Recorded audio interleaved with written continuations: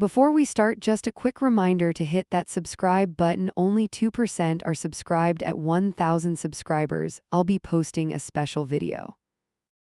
Decline. I hit the red button while the phone still vibrates. The word mom fills the caller ID, bright and insistent. My name is Mark. I am 32 and shaking. On the other side of the door, my wife might be dying. The doctor waves at me from the doorway, short, impatient gesture.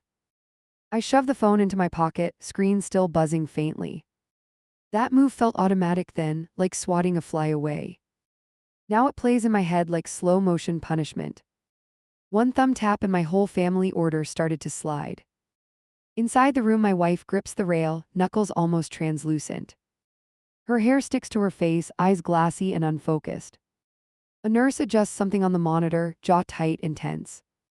Another pushes a bag of fluid higher, breath coming through teeth. Nobody looks at me long enough to explain what is happening. Her pressure dropped again. The doctor pulls the gown aside, checks the incision quickly.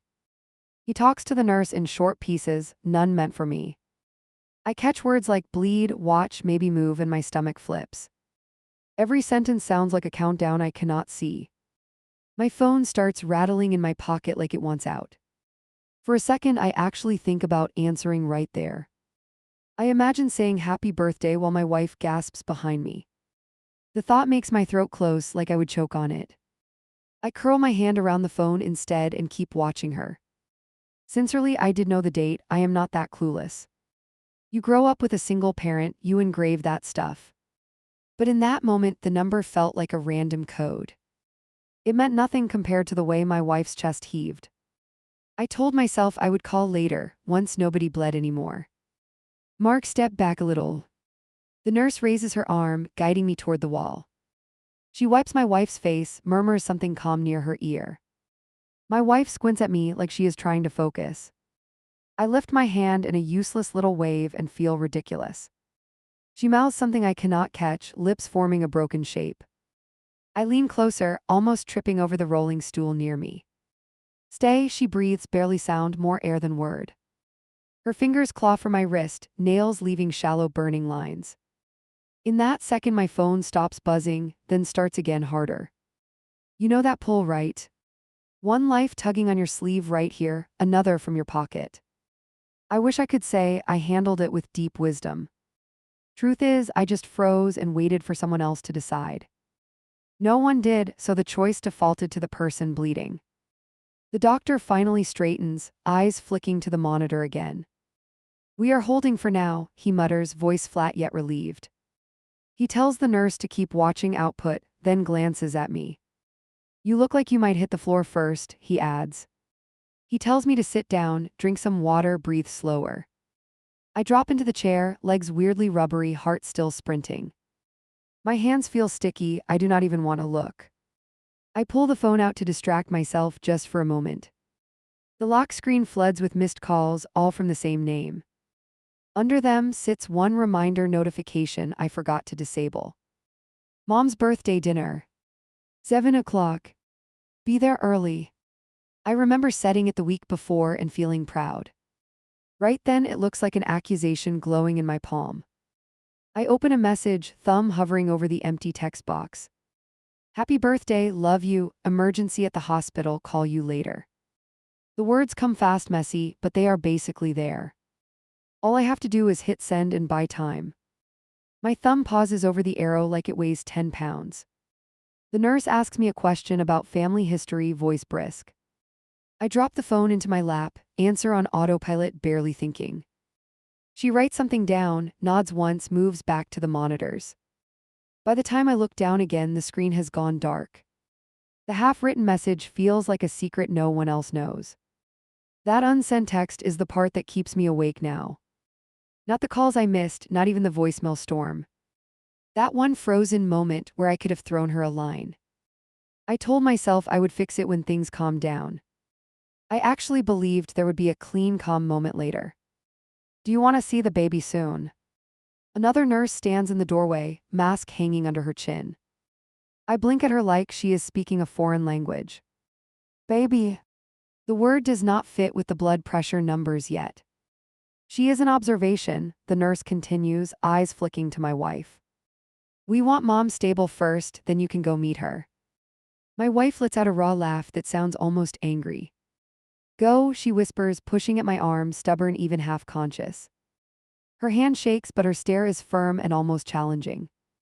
I should be thinking about tiny fingers, first cries, that stuff. Instead, I am thinking about my mother alone at some restaurant table. She probably ordered a drink, waited, checked. Kept her phone, smiled politely. She probably told everyone I was stuck in traffic because I am late. That is the version I like to picture, the gentler one. Another vibration cuts through my chest like a small electric jolt. This time I flip the phone over without checking the screen. I know exactly who it is, I know exactly why. Answering means stepping into a different emergency with no monitors. Ignoring means lighting a fuse under a woman who hates silence. Step out with me for 1 minute. The doctor gestures toward the hallway, eyes a little softer now. I squeeze my wife's hand, then follow him past the curtain. Out there the noise is duller, but my head roars louder. I already know whatever he says will change how I remember tonight. He leans against the wall, arms folded, voice lower than before. He talks about watchful periods, possible surgery, transfusions, close calls. He says they caught things early enough, but it is still serious. My brain hangs on to the words early enough like a lifeline. Everything else becomes buzzing, like interference between radio stations. While he talks, the phone starts again in my pocket. It vibrates in short, angry bursts, over and over, relentless. The doctor glances down, then back at my face, waiting. I nod as if I am listening, but inside something splits. Two tracks form, husband who stays present and son who disappears. I choose the first track, I stay where I am standing. I do not reach for the phone, I do not apologize. I ask another question about risk instead, voice oddly calm. He answers in careful phrases, avoiding anything that sounds like guarantee. My silence answers my mother more loudly than any words could. When he leaves, I stay in the hallway a few seconds. I lean my head against the wall, eyes closed, breathing shallow. The buzzing stops at last, replaced by one soft notification chime. A voicemail followed by another, then another, piling like snow. At that point I still think, fine, I will fix it later. I walk back into the room, my legs steadier than before. My wife is drowsy now, eyelids heavy, fingers still clutching the blanket. I sit beside her, place the phone face down on the tray. For a few minutes I let myself believe this is the only crisis. I do not know yet that downstairs my mom is rewriting our history. The nurse put a bracelet in my hand and jerked her chin. Come on, Dad, let's go. My legs moved before my brain caught up, like I was on rails. Behind me, my wife murmured something half asleep, and the monitor kept its steady rhythm that I did not trust at all. In the hallway, the doors kept swinging, carts rolling past, people moving fast. I walked behind the nurse, one fist tight around the phone, the other around that flimsy band. Every few steps the screen lit up again against my palm, one more alert pushing up the stack.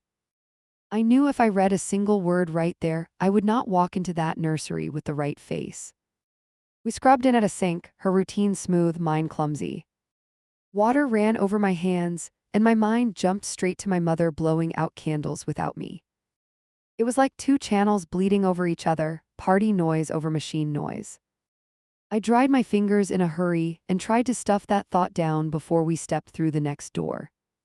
The nurse stopped at one of the clear boxes and pointed without ceremony. There she is. I leaned in, and for a second everything else cut out, even the buzzing in my pocket.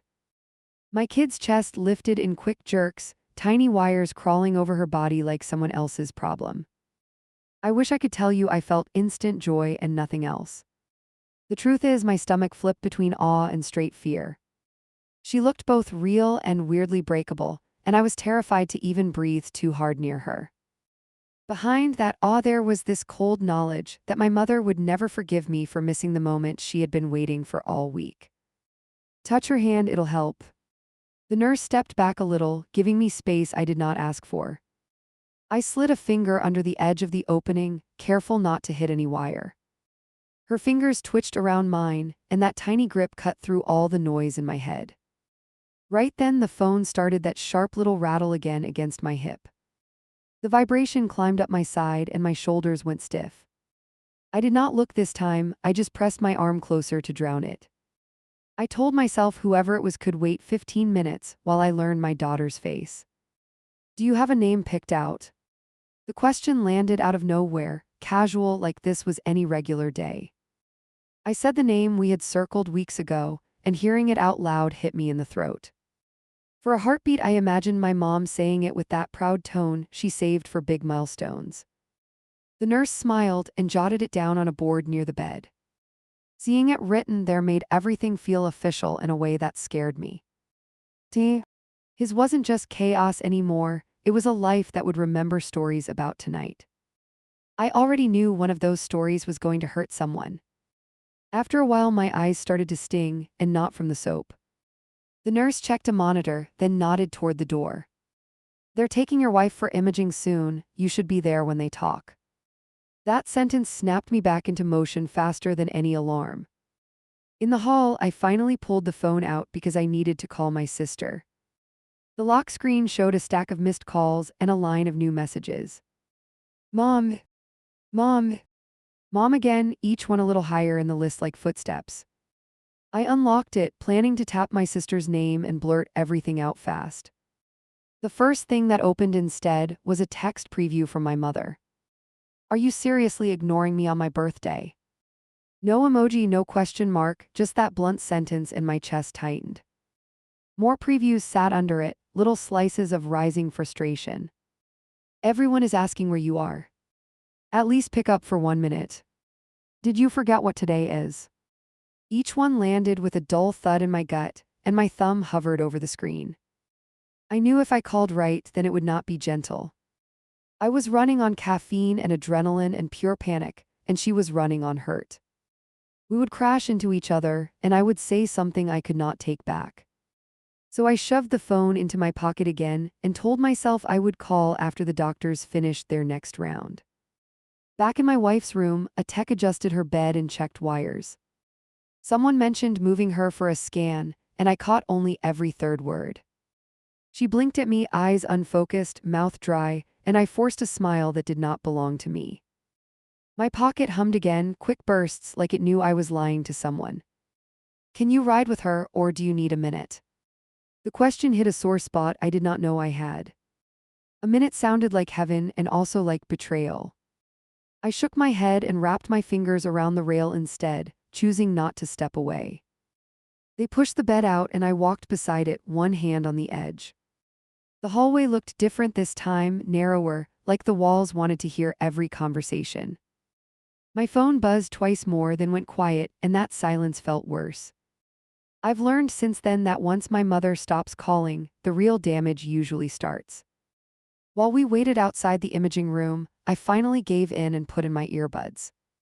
The list of voicemails glared up at me, more than I expected. I picked the most recent one, mostly because I was scared of the very first.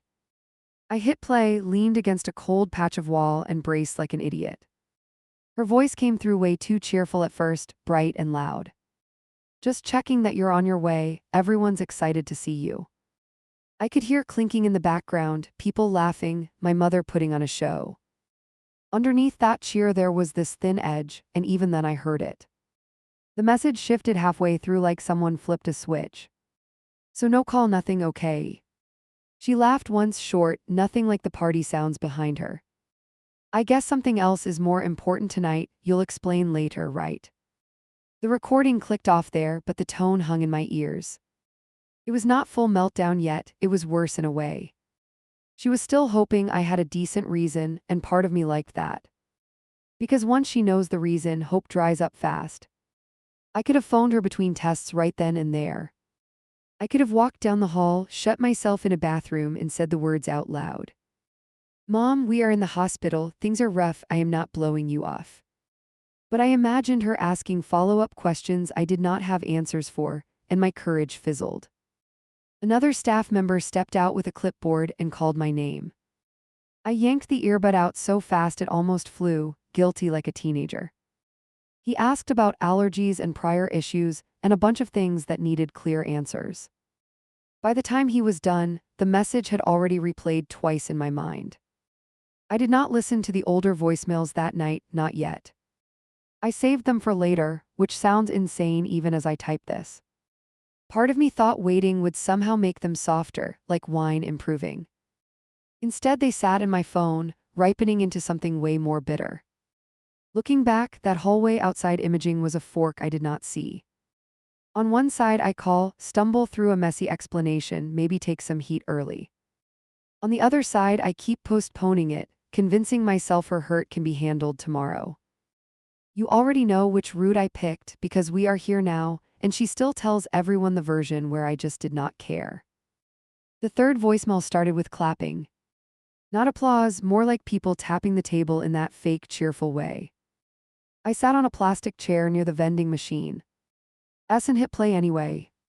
My thumb pressed the phone hard enough that my nail turned white at the edge. Her voice floated over some background chatter. So still no sign of my son. She laughed quick and thin, like she did not want anyone to hear the crack.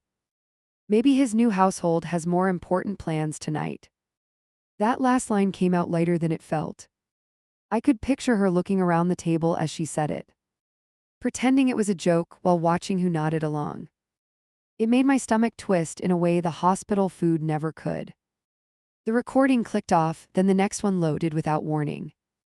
This time there was no party noise, just her breathing too close to the microphone. You know what? Never mind, clearly you chose where you belong. I paused it there because my chest tightened like someone slammed a door inside. I know, I could have stopped listening. I could have thrown the phone into my bag and focused on test results. But I kept dragging that little bar forward, like picking at a scab. I wanted to hear how bad it got, even though it was already obvious. My screen lit up with a fresh message from my sister before the next recording. Answer the phone, this is getting ugly. 3 dots blinked, then another text landed. At least tell me you have a real reason for this. I called her before I could overthink it. She picked up on the first ring, no greeting, just a hit. Where the hell are you? Her voice cut through the hallway, noise sharper than any alarm up there. In the hospital. The words came out flat, like I was reporting a sports score. There was a short silence, then a breath I knew very well. What do you mean in the hospital? I stood up and paced between 2 vending machines that hummed too loudly. Complications with the delivery, things got messy, we are still sorting it out. She sucked in air and I heard a chair scrape in the background. Is she okay, and the baby, are you just now telling us this? She is being monitored, they are watching some numbers, the baby is in observation. My hand went to my forehead, pushing hard like I could press thoughts back inside. I have been signing forms, following carts, trying not to pass out, I am not exactly on vacation. The words came quicker than I planned, edged with more bite than she deserved. She went quiet for a few seconds, and that pause hurt more than yelling. Then softer. Mom does not know any of that, Mark. I heard muffled voices behind her, like she was cupping the phone and turning away. Because I have not had a second to breathe. My voice jumped a notch, which made a nurse glance over from down the corridor. I typed a message earlier, never hit send, then people started talking about blood loss. Saying it out loud made me realize how weak that sounded. She thinks you forgot her birthday to hang out at home. My sister lowered her voice again, which meant eyes were on her. She is telling everyone you did not even call, people are looking at me like I am covering. That part stung more than I want to admit. I leaned against the vending machine, head tilted back, phone pressed to my ear. I get that she is hurt, but this is not a normal night. My throat felt dry, every word scraping on the way out. I cannot juggle a near emergency and a cake, I just cannot. Fine, but you can grab 60 seconds and call her. Her tone shifted from angry to pleading, like she was holding both of us up.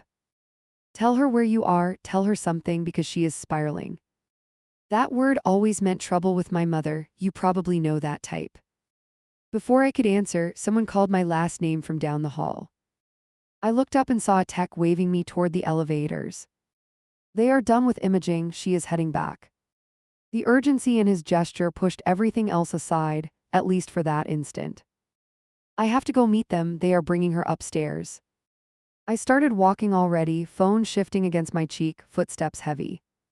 Please calm Mom down if you can, I will call her after I talk to the doctor. I did not wait for a full reply, which I regret more now than then. Do not wait too long. Her voice chased me as I pulled the phone away. She is about 10 minutes from full nuclear, I am serious. The call ended on that warning, hanging in the air like a dare. The elevator doors slid open, and my heart kicked harder. My wife rolled out on the bed, eyes half open, jaw clenched. The nurse at her side checked the monitor and nodded once at me. Back to the room, then the physician will go over the scan. I walked alongside, fingers wrapping around the rail again, that same useless grip. My wife looked over, trying to focus, lips barely moving. Baby okay?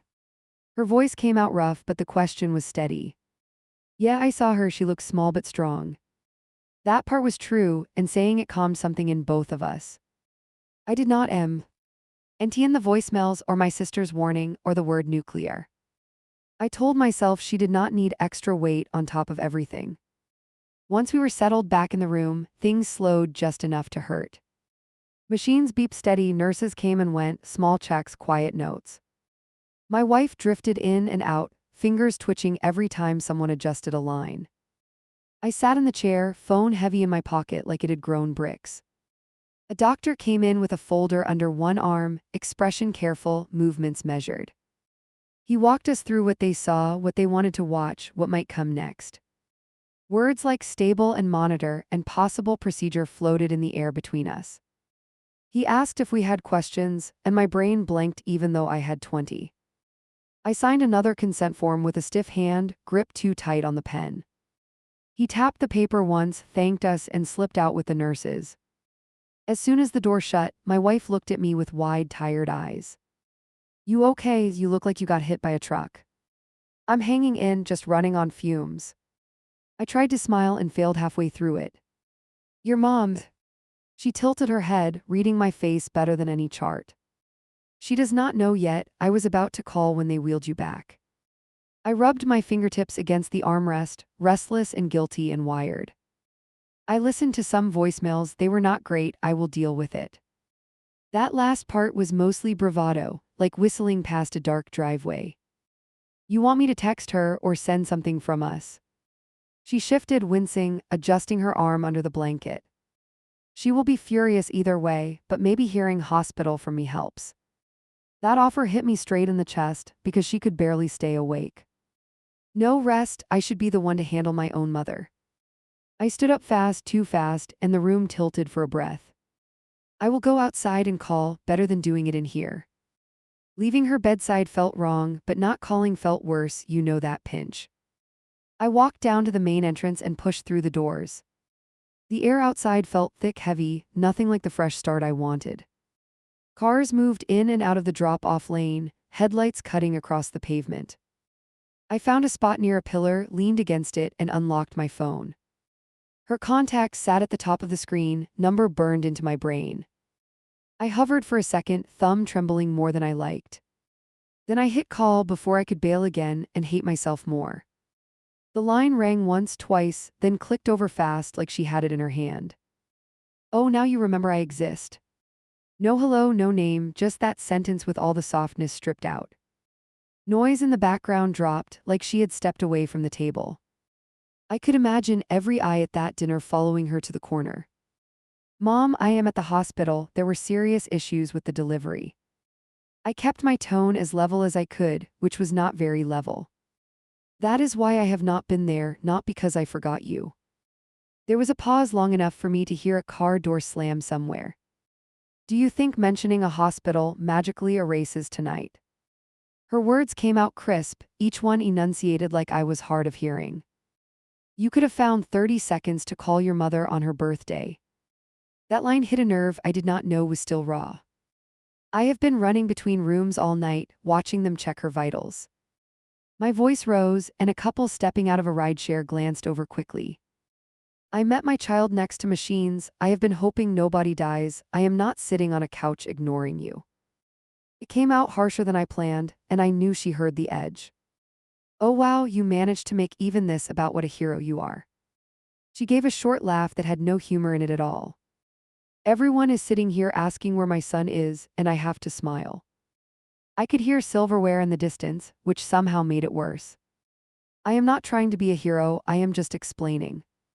My free hand dug into my pocket, fingers curling around air. I screwed up not hitting send earlier, I own that, but I am still exactly where I should be right now. Even as I said it, a small part of me knew how that would land. So your place is at your wife's side, not your mother's table. Her tone went calm in that scary way only certain parents manage. Good to know, that answers more questions than you think. Every syllable felt like a tiny door locking from her side. That is not what I said, stop twisting it. My throat burned and my eyes stung, and I hated that combination. I wanted to be with you too, I literally could not be in two places. It sounded childish when it left my mouth, but it was also true. You chose which call to make and which to ignore, that is it. Chairs scraped faintly behind her, like someone stood up to refill a glass. I went through labor alone once, remember I still led my mother after. That comparison landed like a punch, because we both knew she had rehearsed it. I tried to answer and nothing came out for a moment.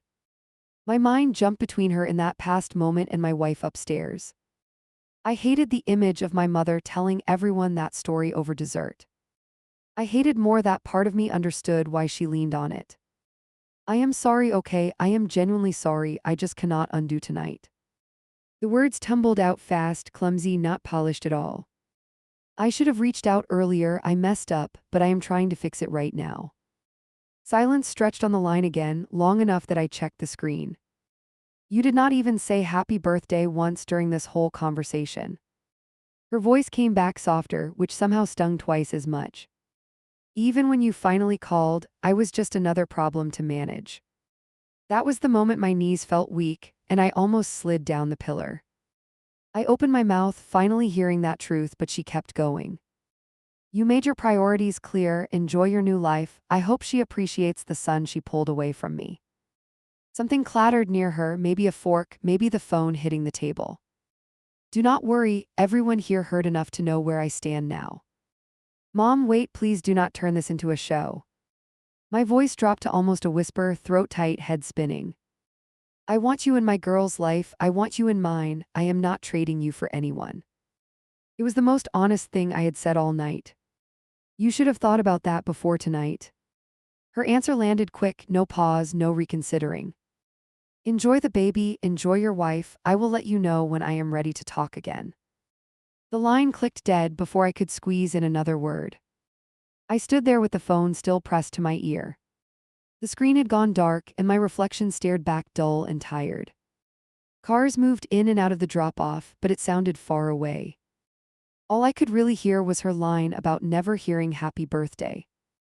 That detail hooked under my ribs and stayed there. On that whole call, with all my explanations and excuses, I never said the actual phrase I owed her. I had one simple sentence that might have softened the edge, and I skipped it. It felt like proof she was right about being second place. I replayed the last 10 seconds of the conversation twice, just the ending. Each time that missing greeting stood out louder, like a blank space. I did that to myself on purpose, I think like punishment. Maybe I thought if it hurt enough, I would finally do better next time. When I walked back inside, my legs felt heavier than when I had gone out. The automatic doors slid open, blowing air on my face that did nothing. I took the elevator up, staring at my shoes to avoid my reflection.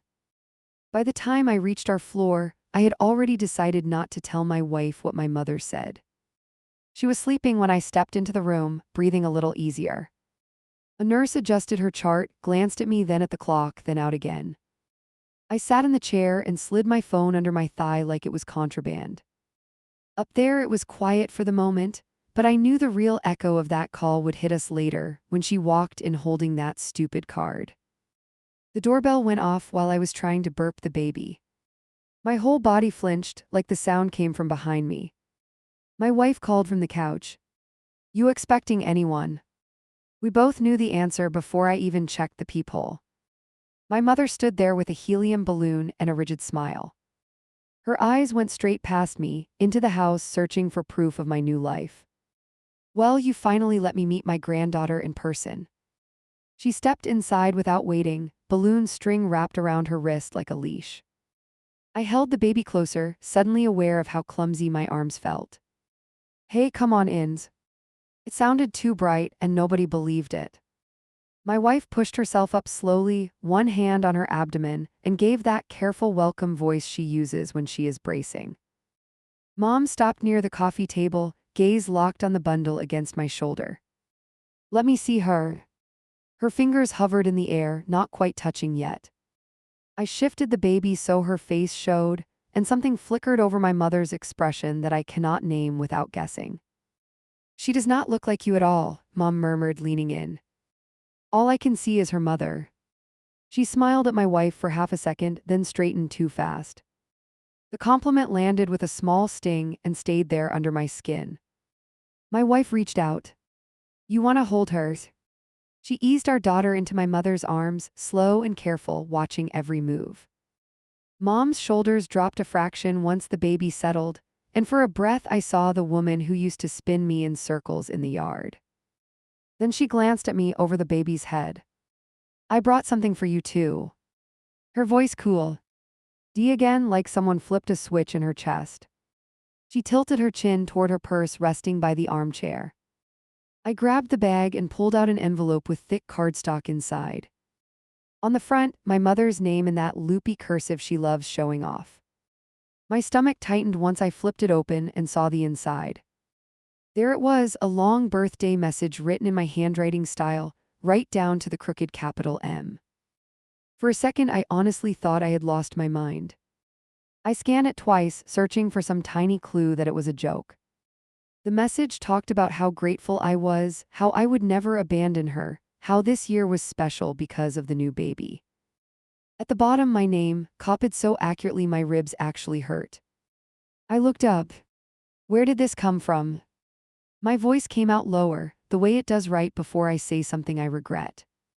Mom adjusted her grip on the baby and shrugged one shoulder, casual like we were discussing the weather. You were busy, so I went ahead and filled in what you clearly meant. She moved closer to the window, bouncing the baby in a slow rhythm, eyes on the tiny face. Could not have my guests think my son walked in with nothing for my birthday. Each word had edges, and she knew exactly where they were landing. My wife watched me, eyebrows knitted, reading the scene without hearing the soundtrack. You forged my note. I held the card out like it might burn through my fingers. Mom, you put words in my mouth in front of a room full of people. I rescued you. She did not even hesitate. You made no effort, I improvised so you would not look like a complete stranger at your own mother's celebration. The baby squirmed and Mom adjusted her again, never taking her eyes off me now. Or so you would not look abandoned, I shot back before my filter kicked in. The second it left my mouth, I wished I could rewind it. My wife exhaled through her teeth, soft but sharp, and stared down at her hands. Mom's jaw clenched, just brief, then the smile returned in that tight version I hate. You think everything I do is about my image. She angled her body slightly, shielding the baby like I was the threat. I stood there while everyone asked where my son was, and you want to lecture me about honesty. Her gaze dropped to the card still open in my palm. What exactly did you tell them? I did not raise my volume, but my tone turned heavier. I needed to hear it straight, not in my imagination, not filtered through my sister. Mom shifted her weight from one foot to the other, like she was deciding how much venom to spend. I told them you chose your own little unit and forgot mine existed. No hesitation, no sugar. I told them I hoped everything you were doing was worth humiliating me on a day that meant a lot to me. Each phrase stacked on the last, and somewhere in the middle my ears started ringing. My wife finally spoke. We were not ignoring you, things were dangerous, I was. She stopped, swallowed, one hand resting over her scar, that reflex she has now. Mom glanced at her, then back at me, like she had decided who deserved the speech. I heard you had trouble, I am not without sympathy. She raised her shoulders slightly, then let them drop. But trouble does not cancel basic kindness to your mother. You could have called before the contractions started. That last part was so off base my mouth actually dropped open. Before the contractions, you think we planned this? I laughed once, that awful sound that comes out when you are furious and scared at the same time. We left the house in a panic, not for a weekend trip. I was worried about whether my family survived the night. My fingers curled tighter around the fake letter, crinkling the edge. She tilted her head, studying me like I was a stranger at her door. You always have a reason, always a crisis that explains why my needs come last. Her voice dropped low, almost calm. One day you will know how that feels when she grows up and treats you the way you treat me. That line landed right between my ribs. I actually took a step back, like she had reached out and shoved me. My wife sucked in a breath and clutched the throw pillow, eyes shining but stubbornly dry. The baby let out a tiny noise against my mother's shoulder, as if she was protesting the script already. Can we not do this right now, please? My wife forced her voice steady, which probably cost her more energy than she had. She is barely home, we are both exhausted. This is not the moment for a recap of every hurt feeling. She looked from my mother to me, like she was begging us to take the out. Mom glanced at the baby again, then lifted her chin. I came because I love my granddaughter, she should know I tried. She eased over to the bassinet and lowered the baby down, movements controlled and a little stiff. As she straightened, she placed the forged card next to a stack of diapers. Like she was setting evidence on the table. This belongs here, she added, tapping the envelope once. A reminder of how this year started. Her eyes met mine. Maybe next time I will not have to fill in the blanks for you. I wanted to fire back something clever and brutal, something that would push the guilt off my shoulders for 5 minutes. Instead, I just stood there, jaw tight, nails pressing crescents into my palm. I knew that if I said the wrong thing in front of my daughter, I would hear it replay every time I looked at her crib. So I swallowed it, which did not make me noble, just tired. Mom grabbed her purse and walked toward the door without asking for a ride or a follow-up visit. At the threshold she paused, hand on the knob, not turning back yet. You did not forget my birthday, she said quietly. You chose not to act like it mattered, that is worse. The door clicked shut behind her, and the house went weirdly silent. I stared at the forged message lying next to baby wipes, like a prop in a play I never agreed to join. My wife eased herself off the couch and shuffled over, hair messy, steps slow. She read the card once, looked up at me, and I could see the question already forming about how much of this we were going to let our kid grow up hearing. I folded the birthday card in half and aimed for the trash. My fingers stopped halfway, muscles locked like someone grabbed my wrist. The fake version of my handwriting stared back up at me. I could almost hear my mother's voice reading it out loud for guests. Throw it away. My wife stood near the bassinet, one hand on her hip. Or at least get it out of our living room. She watched me like she did not trust what I would choose. If I ditch it, she wins. I heard how childish that sounded as soon as it left my mouth. If I keep it, maybe it reminds me not to screw up again. The words tasted stupid, but I could not unthink them. Or it just reminds you that she rewrites things whenever she wants. She rubbed her forehead, palm dragging down over her face. I do not need that sitting next to the diapers, honestly. Her voice stayed level, but I heard the fray underneath. I slid the card into a drawer under the TV instead of the trash. The wood thudded shut, small dull sound that still felt loud. My wife raised an eyebrow, then looked away before I could read more. We both knew that drawer would turn into a landmine later. That night the baby finally crashed for longer than 20 minutes. My wife passed out on the couch with a blanket around her legs. I sat on the floor with my back against the coffee table, phone in hand. You already know that was not a smart move. The first thing on my feed was my mother's status. Funny how some people only remember you when they need a babysitter. No names, nothing direct, just enough for her crowd to connect dots. Comments underneath stacked up fast, little claps from people who barely know me. Kids these days have no respect. New wives always turn sons against their moms. Hope he apologizes on his knees. I scrolled and felt my chest go hot and weird. A notification popped from my cousin. He sent a screenshot of the same post in the family group chat. He added one line under it. "Dude, what happened? She is on a tear." I stared at the message bubble, thumbs hovering over the keyboard. If I typed complicated delivery, it sounded like an excuse. If I typed I messed up, it sounded like a full confession. Neither option felt good, both felt like stepping into a trap. "You awake or just doom scrolling?" My wife's voice floated from the couch, groggy but somehow precise. I locked my phone like a teenager caught past curfew. "Guilty," I muttered, shifting so she would not see the screen. She pushed herself upright, blinking hair falling over her face. "You are reading your mom's stuff again, aren't you?" She did not even need evidence, my posture gave me away. I nodded once, which was enough answer. "Does it help at all, be honest?" She wrapped the blanket tighter, watching me with those sharp, tired eyes. "Or does it just make you feel like garbage and nothing changes?" The question landed harder because she already knew the answer. "It helps me remember why she is hurt," I muttered, staring at my socks. "And maybe what I could have handled differently so I do not repeat it." Even as I said it, a part of me called bullshit.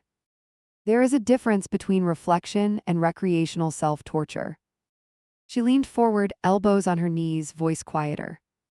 "You are allowed to mess up one night without carrying it forever." She paused, searching my face. "She is choosing to keep stabbing that wound open that is on her," says the woman whose mother actually shows up without drama. The comment slipped out sharper than I meant, like a knife thrown wrong. Her shoulders jerked back, eyes wide for a second. I knew immediately I had gone somewhere unfa. Wow. She let that single word hang between us, heavier than yelling. "You really want to drag my family into this because yours is messy." Her jaw clenched, and she looked away before I could apologize. "I am sorry," I blurted, hands up, palms open like that fixed anything. That came out sideways. "I am just tired of feeling like the villain." My voice cracked on that last word, which annoyed me even more. I was sick of hearing myself complain, and I was still talking. She sank back into the cushion, eyes on the ceiling now. "Then stop giving her front row seats to your guilt."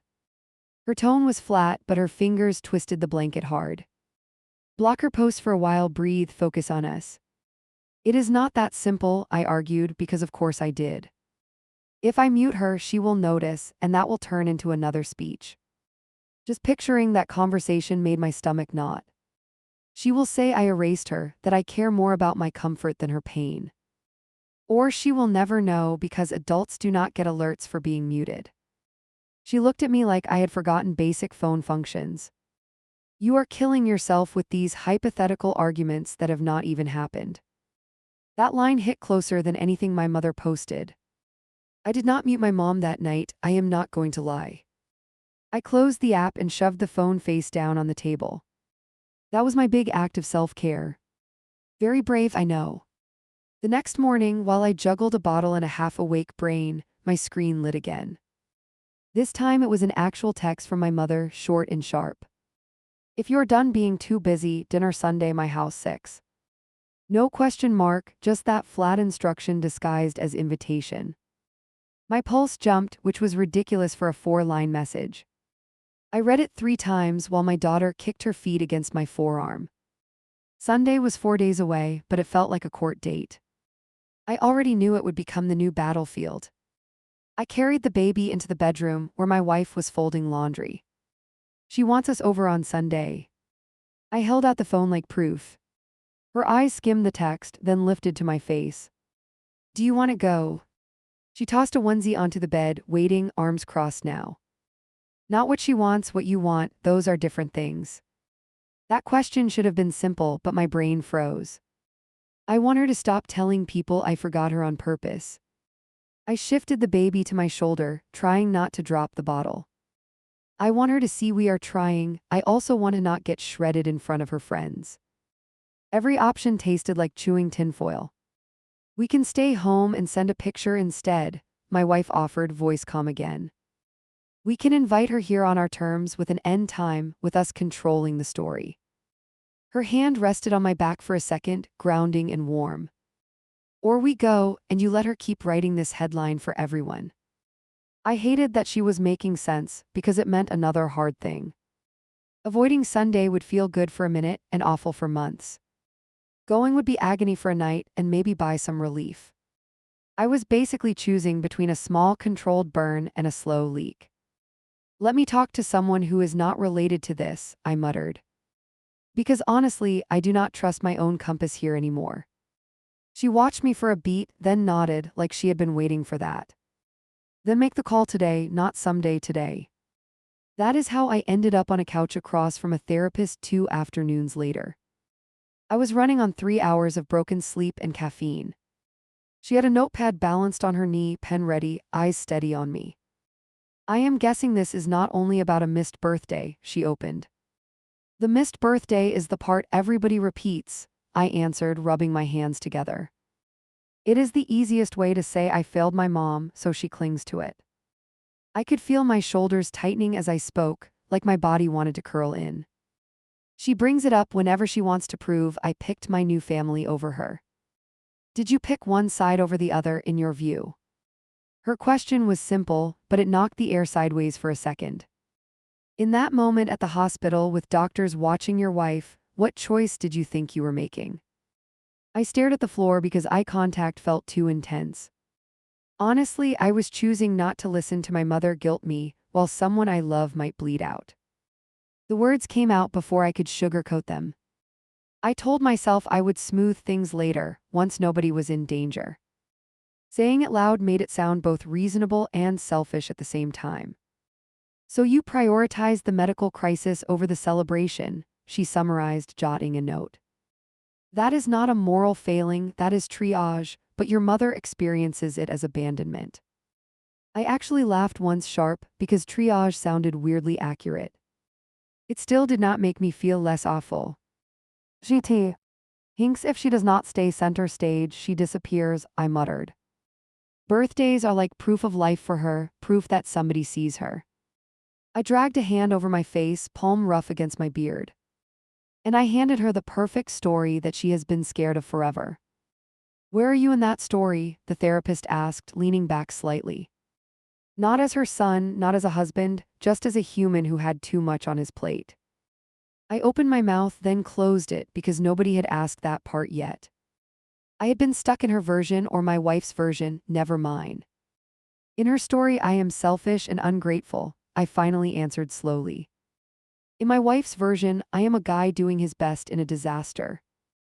I shrugged, small, defensive. In my own head, I am somewhere in between, clumsy and freaked out and not thinking ahead. She nodded, scribbling, then looked up again. Guilt can be useful when it points you toward repair, she said.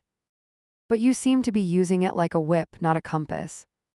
I stared at my hands and could not argue. She slid a tissue box closer, which irritated me more than it should have. Here is the question for Sunday, she continued.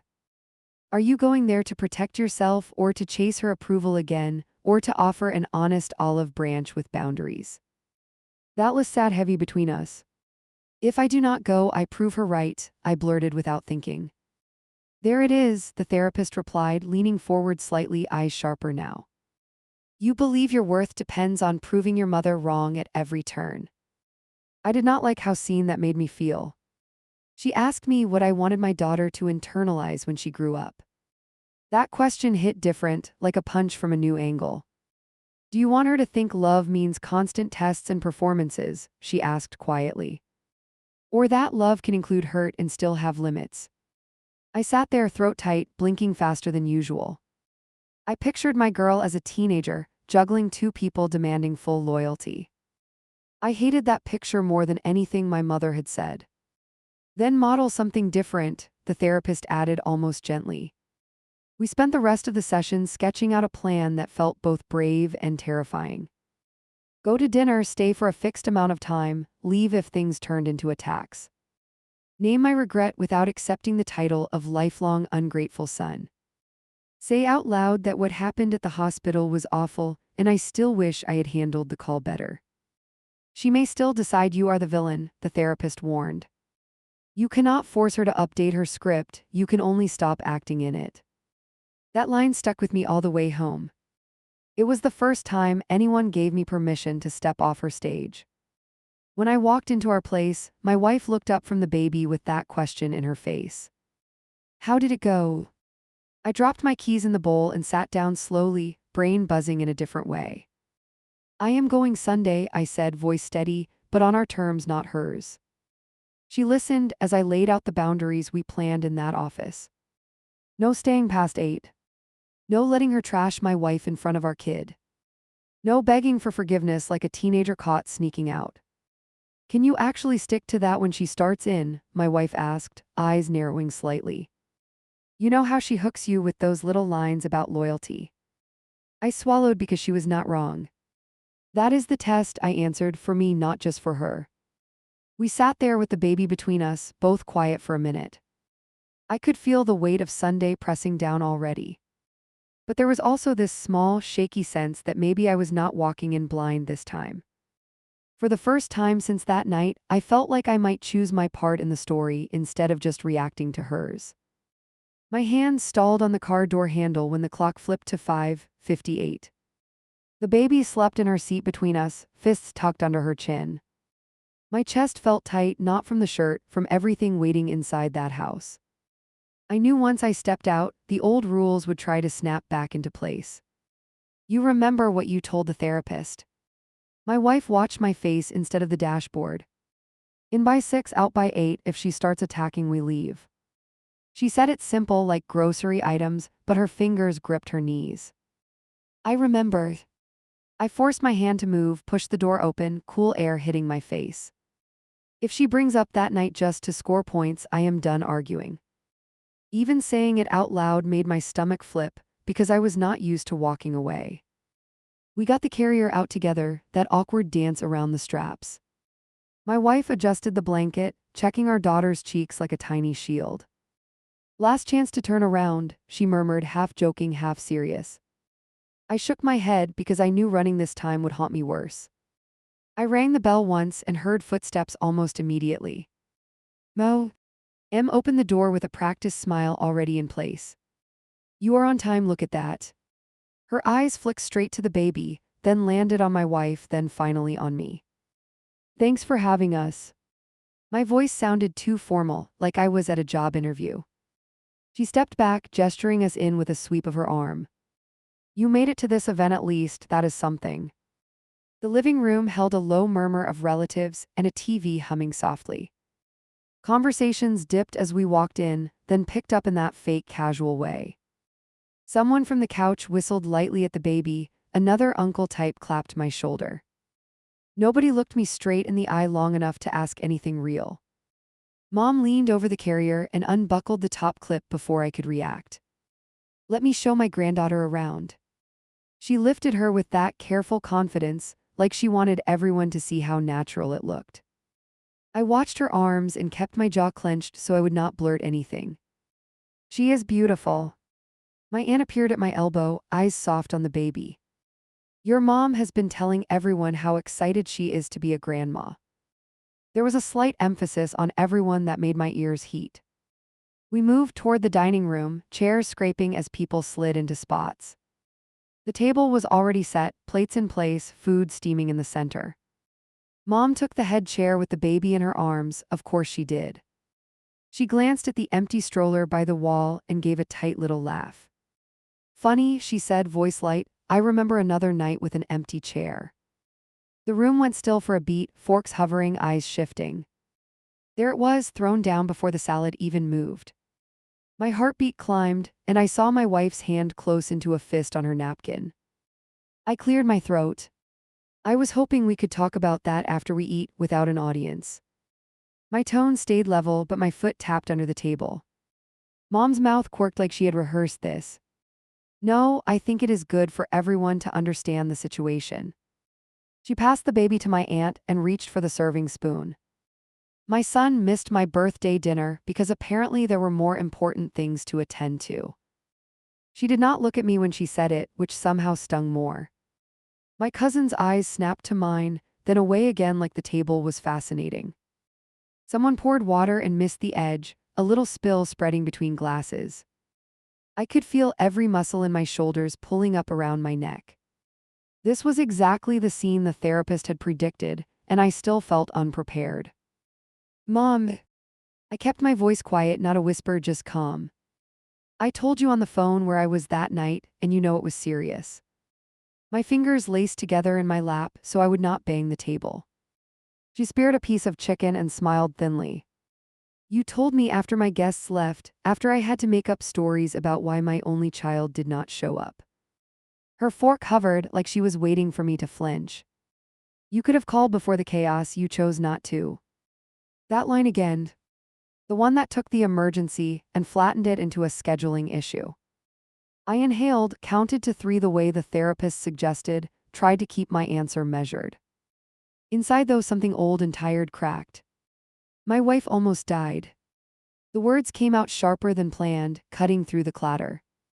That is the part you keep shrinking into a missed RSVP, and I cannot keep nodding along. A chair squeaked as someone shifted, the whole table waiting. Her eyes met mine, finally steady, cold. Women have been giving birth forever. She set her fork down with a soft clink. You could have taken 30 seconds, stepped into a hallway and said, "Happy day, Mom." I felt my wife's foot nudge mine under the table, a quick grounding tap. I glanced at her, saw the warning in her face, the "please do not explode." I swallowed back the first answer that wanted to launch out. Tried again with the one we had practiced. You are right about one thing. Everyone's heads turned as one, like this was a show. I should have sent that message when I wrote it, that was a screw up and I regret that. My palms were slick against my knees, but my tone stayed steady. A small murmur ran around the table, surprise at the admission. Mom's eyebrows ticked up, like she had not expected that angle.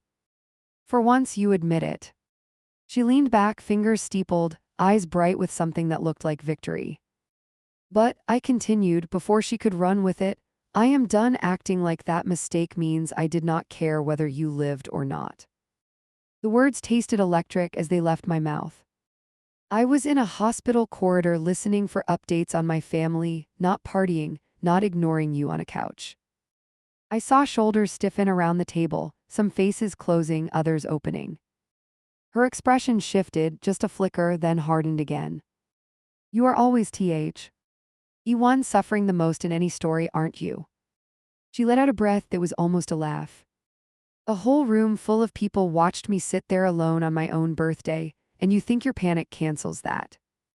It does not cancel it, I answered, forcing myself to stay seated. It explains why it happened, it does not magically make you feel okay.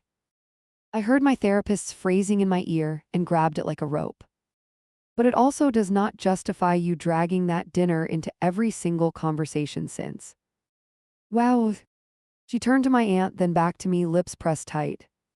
Now I am abusive because I do not forget being humiliated. Her gaze flicked to my wife. This is what you taught him, that his mother is some cartoon villain. My wife's chair slid a fraction, the sound sharp. I have never told him you are evil. Her hands shook slightly as she folded her napkin into a hard square. I have told him he is allowed to set limits when he is being hurt. Mom's attention narrowed on her like a laser. You stole him from me, and now you are lecturing me about boundaries. She laughed once, short and ugly. Do you know how many nights I was the only one there keeping a roof over his head? There it was, the old weapon dragged onto the table in front of everyone. I could practically feel my teenage self in the room, shrinking. I pushed my chair back a few inches, not enough to storm out, just enough to breathe. The scrape of wood on floor made everyone flinch. I remember those nights, I replied, voice shaking now. I am grateful for them, I am not pretending they did not happen. I tapped the table with one finger, slow, steady. But I will not spend the rest of my life paying for them by accepting every hit you throw. You are being dramatic. Her lips curled, then flattened again. All I wanted was a simple call on a day that matters to me, and you could not manage that. She lifted her glass, looked around the table. Do you know, I found out from a cousin that he was at the hospital, not from my own son. There was a shuffle of discomfort from my cousin's direction. I caught his eye, saw the apology written there, slight nod. I did not blame him, not really, he was stuck like everyone else. We were all extras in this long-running play she refused to close. I am not arguing that you are hurt, I said, getting to my feet anyway. The plan to stay seated until 8 evaporated. I am saying I am tired of you bringing that night up as proof that I will always abandon you. My voice got clearer the more I spoke, which surprised me. Mom placed her glass down slow, deliberate. If the shoe fits. That little phrase landed like a slap. It was so casual, so practiced, so final. Something in my chest went quiet with that. Not shattered, not exploded, just done. I felt myself step backward, even though part of my brain yelled to calm down and sit. A different part finally overruled it. I am going to make this very clear. I looked at her, not around the room, not at my plate.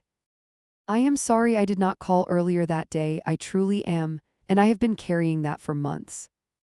My throat burned, but I kept going. I love you, you are my mother, that will never change. I saw her eyes flash at the word love just a second. But I will not keep showing up just to be told that one night erased every other thing I have ever done. My hands shook in the air between us, palms open, asking her to actually hear me. If you want to be in my daughter's world, we need to retire that story as ammunition. I nodded toward the carrier by the door where my kid now slept again. You can bring it up in therapy, you can bring it up in a real calm conversation, but not as a weapon in front of others. I could feel the entire room holding its breath. And if you decide you cannot do that, I added, then we will take some distance until you can. The words sounded older than I felt. I am done being the bad guy in a tale that never changes, especially not around my kid. My voice cracked on that last line, which somehow made it land harder. You are threatening to keep my granddaughter from me because I called you on your behavior. Her face flushed, anger and something sharper mixing. You are exactly like your father, walking out anytime I ask for anything. There it was, the final shot, dragged from the same old drawer.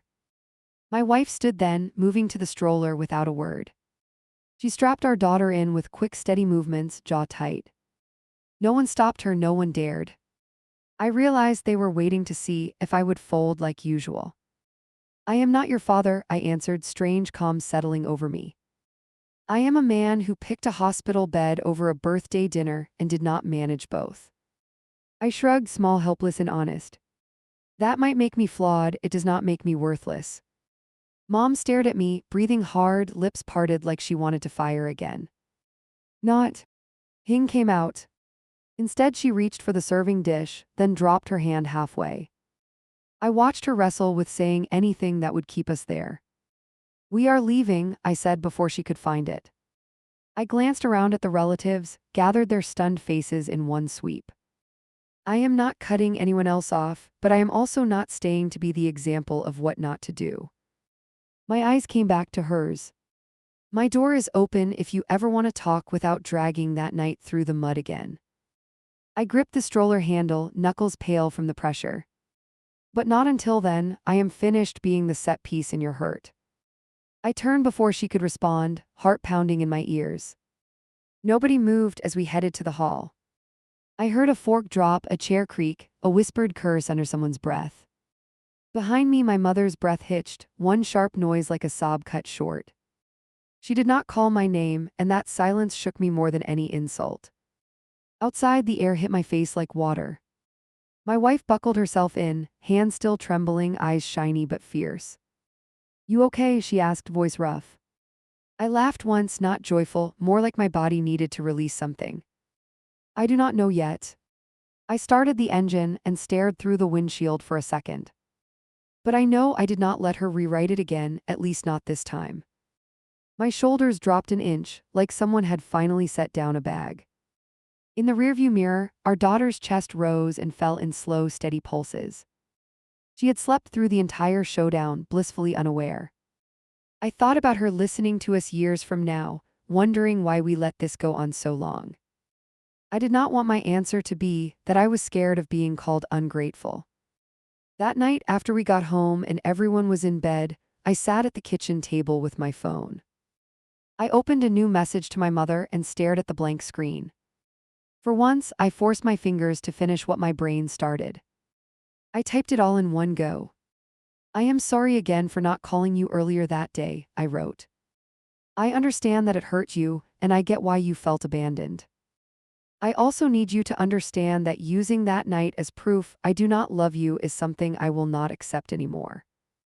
If you decide you want to talk without that phrase hanging over everything, I am here. I read it 3 times, looking for blame, looking for groveling. It felt balanced, which scared me because I am used to extremes. I hit send before I could chicken out and delete it like the first text. Then I turned the phone over and let it vibrate unanswered on the table. She has not replied yet. Maybe by the time you read this she will have, maybe not. She is probably telling friends and cousins that her son stormed out on a nice family meal. I am sure the missed birthday will star in that version again. Look, I am not going to pretend I handled everything perfectly. I froze with the half-written message that day. I never spoke the 2 words she was waiting to hear on that first call. I hid parts of the truth from my wife to avoid extra stress. There are a lot of places I could have done better without needing a time machine. I am not proud of those gaps, they still poke at me when the house is quiet. At the same time, I cannot shake the feeling that nothing short of cloning myself would have satisfied her that night. Any choice I made would have left someone feeling like second place. I chose the bleeding woman and the newborn over the candles and the cake. Some part of me still believes that was the only call I could live with. So here I am, typing this out for strangers who do not owe me anything. My mother says I proved she never really mattered, that missing her big evening while she sat in front of everyone erased years of effort. My wife says I reacted like any partner would in a crisis, and am beating myself up for one human mistake. My therapist says guilt is normal here, but it does not automatically equal guilt in the courtroom sense. What I cannot figure out is where that leaves me in the moral math. Did I cross some invisible line by failing to show up on that specific date, no matter the circumstances, or is she holding on to the one moment that fits the story she has always feared? I honestly do not know anymore. My own perspective feels warped from all the angles. So internet, be blunt with me. Am I the one completely in the wrong for missing my mother's birthday during a traumatic birth and finally walking out on that dinner? Or is there a point where a son is allowed to choose his wife and child without being branded a traitor for life?